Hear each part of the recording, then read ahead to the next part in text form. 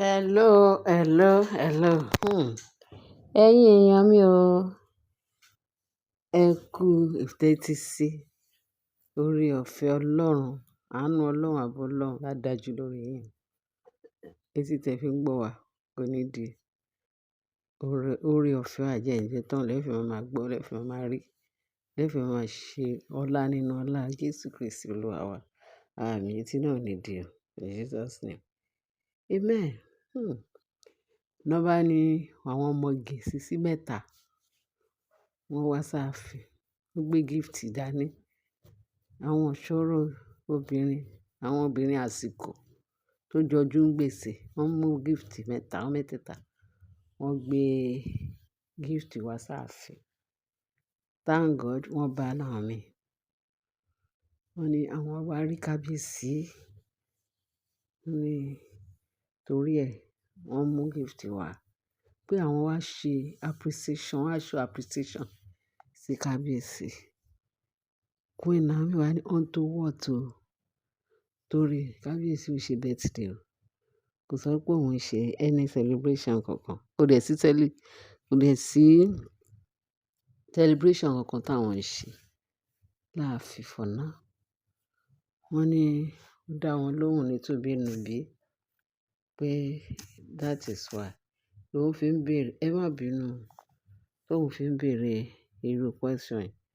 Wọ́n ní nǹkan táwọn ṣe gbé gift wá ni pé àwọn rí gbogbo akitiyan tí kábíyèsí ń ṣe, tó ń ṣe fún Naomi, gbogbo bó ṣe ń tọ́jú Naomi, gbogbo bó ṣe ń ṣe ní heaven and earth fún Naomi, pé kò sí nǹkan tí Naomi lack. Àwọn dẹ̀ gbọ́ gbogbo rògbòdìyàn tó ṣẹlẹ̀, pé kábíyèsí stand firm fún Naomi. Pé àwọn really appreciate kábíyèsí. Àwọn ní káwọn gbé token gift kan àti ẹ̀ fi wá dúpẹ́. Wọ́n ní yínníyínní kéèyàn lè ṣe míì, pé therefore that is why wọ́n wá.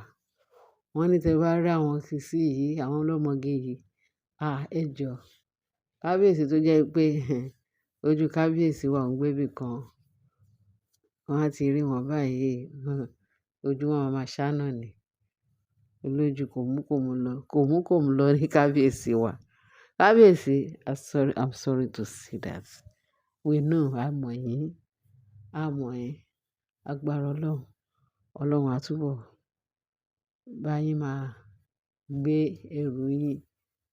Nǹkan tó máa mú yín kọsẹ̀, tó máa mú yín ṣubú, Ọlọ́run á mú kúrò lọ́nà yín, á mú kúrò ní ojú yín in Jesus name. Ojú yín ò ní mú yín dẹ́ṣẹ̀ mọ́ in Jesus name. Amen. Bẹ́ẹ̀ ni o. Wọ́n ní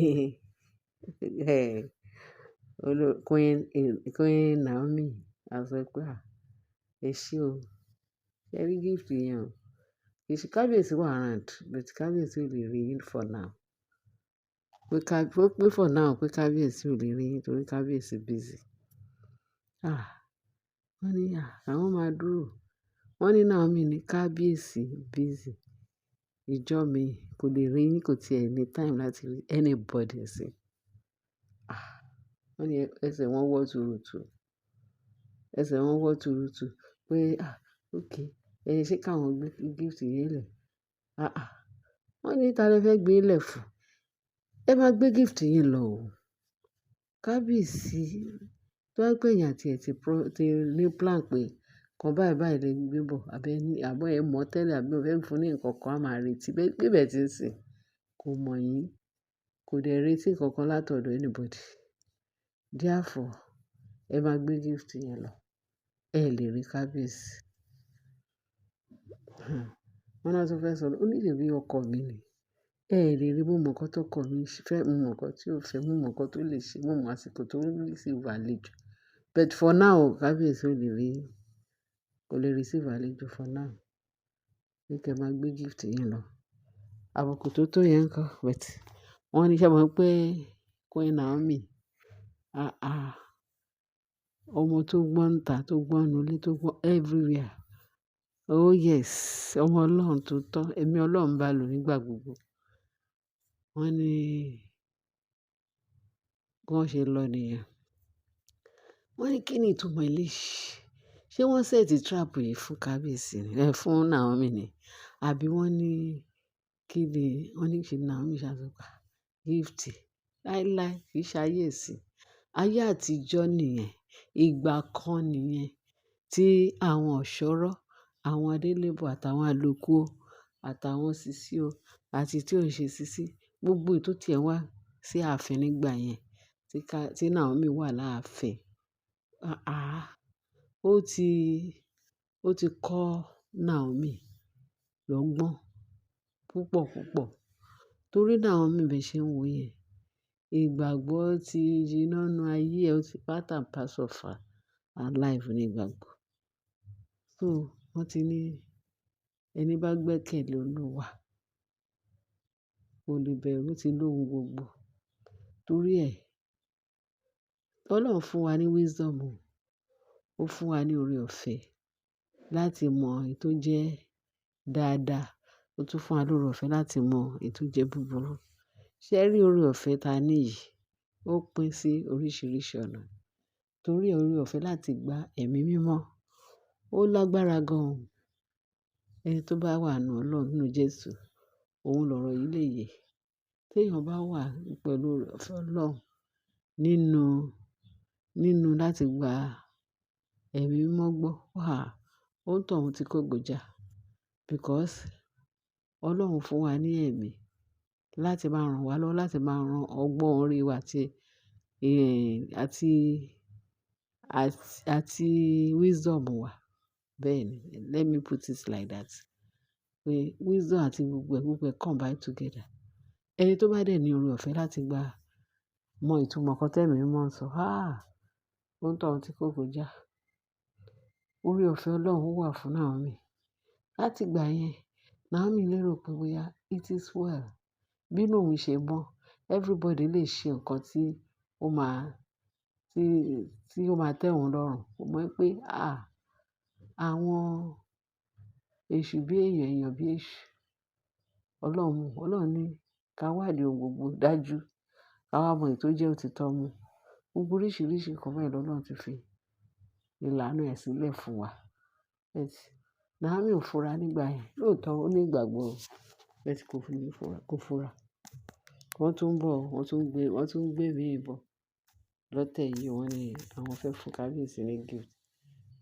Bó ṣe ń bẹ̀rẹ̀ náà nìyẹn o. Naomi kò sẹ́ni tó ti ẹ̀ kọ́ ni mímọ́ tí ń bá sọ̀rọ̀ pé ohun àtijọ́ ti kọjá lọ. Wọ́n á gba èṣù láàyè o. Ó ti yá sọ fún wọn pé kábíyèsí ò sí lára ni. Kò parọ́, kò ṣe pé kò parọ́ pé kábíyèsí ò sí lára. Ó ní kábíyèsí ò lè rí yín. Kábíyèsí ò lè rí yín. Àwọn náà tún wá dúró bíi pé kí ni eléyìí ń sọ pé kábíyèsí. Ó ní akànfẹ́ ní ká fẹ́ congratulate torí tí yín ká kàn kí pé ó ṣe tó fi tọ́jú. Naomi nínú kábíyèsí ò lè rí yín. Kò lè rí yín. Wọ́n ní àbí ká fún wọn ní ká gbé gift lẹ̀. Ẹ lè gbé o. Ẹ lè gbé gift lẹ̀, ẹ máa lọ pẹ̀lú gift. Kábíyèsí ò lè rí yín. Period. Wọ́n ní bó ṣe àwọn ọmọ lọ nìyẹn. Ṣé ẹ mọ nǹkan tó ṣẹlẹ̀? Wọ́n ní wọ́n ti bẹ̀rẹ̀ pé báwọn people yẹn ṣe lọ. Àwọn olórí bíi mélòó kan ní ààfin. Torí wọ́n ní àwọn ò dárúkọ. Àwọn ó rà pé àwọn méjì wọ́n describe wọn. Wọ́n ní olórí Rónkẹ́ àti lẹ́ni kejì yẹn o. Bẹ́ẹ̀ tó dárúkọ olórí Rónkẹ́, wọ́n ní àwọn yẹn. Wọ́n ní wọ́n wá bẹ̀rẹ̀ sí ní báàsì fún Naomi. Pé kí ló dé? Ẹni kan máa rí kábíyèsí, ẹni kan máa ṣe gbá, ẹni kan máa ṣàwò. Kí ló dé? Ẹ̀yin náà wá rí ni. Ẹ̀yin lè fẹ́ ṣe final stay fún kábíyèsí. Ẹ̀yin lè fẹ́ ṣe wọ́n ní àṣé. Àwọn náà sọ pé iṣẹ́ ọwọ́ yín, òun ló fẹ́ ó ti jẹ́ bẹ̀tẹ̀. Òun ti dúró digbí, òun dúró dè yín. Bẹ́yìn kẹ̀. Àṣé àwọn èèyàn bí èṣù náà rán àwọn obìnrin yẹn. Pé ẹ gbé gift lọ fún, tẹ bá ti rí lójú kò mú kò lọ kúkú ní kábíyèsí. Tó bá ti rí báyìí, ó tán gbogbo nǹkan tó ń ṣe. Àṣé nǹkan tó wà nínú ẹ̀fà ojú ẹ̀jẹ̀ lọ. Ọgbọ́n Ọlọ́run ó ti wọnú ayé Naomi láti dispatch wọn. Ṣé ẹ tún rí another strategy tó tún gbé bọ̀? Ṣé ẹ rí? Ọlọ́run ló máa yọ. Àwọn mi pé náà mi wá around báyìí. Ẹ rí pé àwọn people torí ẹ, a gbọdọ̀ máa gbàdúrà fún kábíyèsí.